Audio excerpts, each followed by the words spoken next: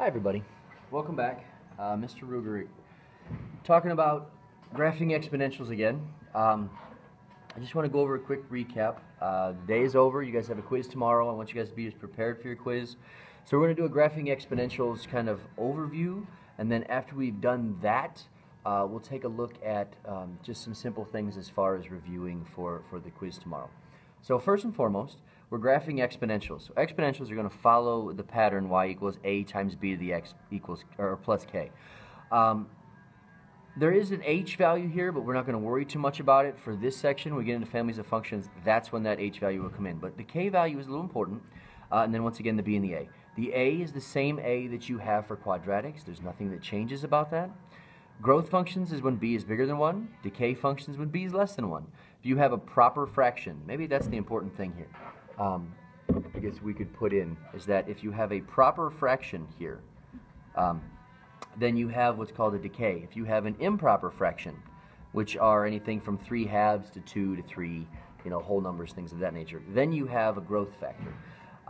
Remember the k value, just like every other function, it dictates whether it moves up or down. And that k value is also your asymptote.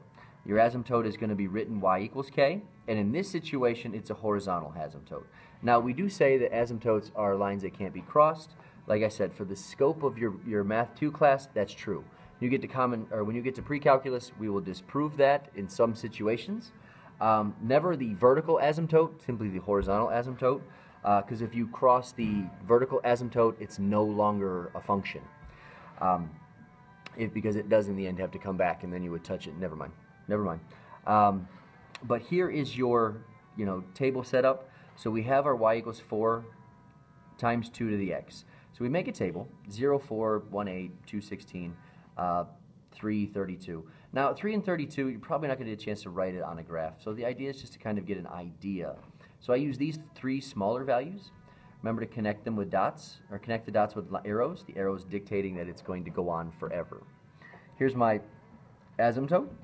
My domain is all real numbers, because once again it goes on and to the right, to the left, and to the right forever. The range is going to be, because a is positive here, y is greater than 0. So it's going to be above that line. So since it's above, it's greater than. And that's pretty much how we take a look at graphing. So I wish that there were other stuff to write. I'll give you a second to take a look at this.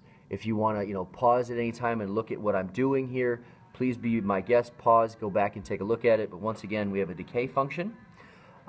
So we have 6 times a half to the x. So I use -2, -1, 1, 2, or 0, 1, and 2, which gave me 24, 12, 6, 3, and 1/2, which I then put on my graph here.